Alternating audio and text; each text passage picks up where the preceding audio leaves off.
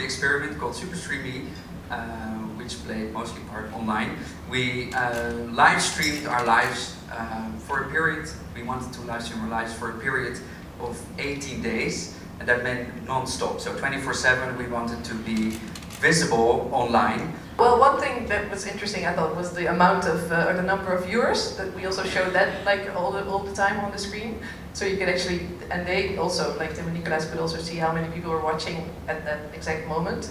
So, and then you could see that even in the middle of the night, there were still usually like about 200 viewers watching, even though they were sleeping. So that made it quite creepy, you know, it's like, who are these people?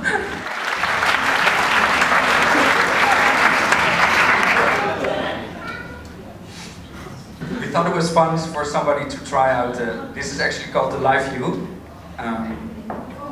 We wore this for 18 days. This is a selfie stick, as you might know.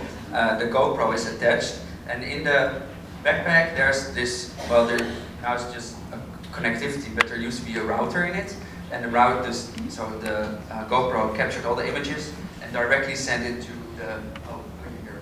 Oh, I know, is the help. Many scholars have argued that the value of privacy lies precisely in protecting our social life, so in our social relationships.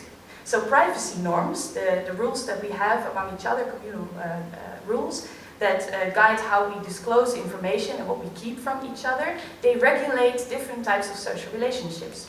If you're constantly watched by an unspecified audience, by an anonymous audience of which you do not know who is among those people, you most likely conform to some kind of commonly accepted social norm. So you'll probably adjust your behavior.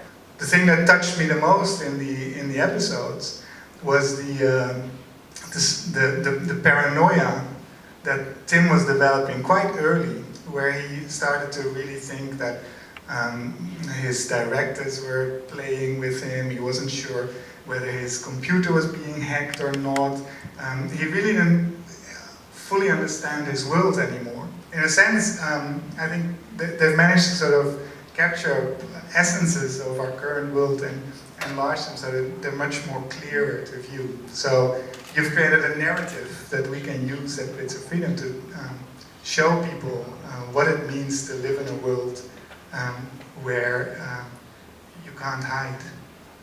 I thought the documentary would be more about social identity and how you would relate yourself with the public and always being commented on.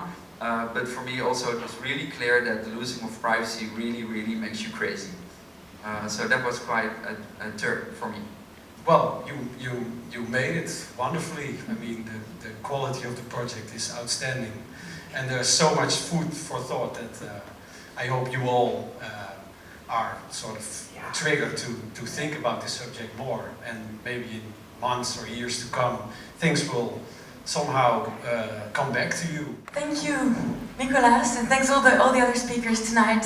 It is, as you mentioned earlier, it is a topic that we could and probably should talk a lot more about. There's so many different angles to talk about, and I'm sure that a lot of different ideas or reflections or conclusions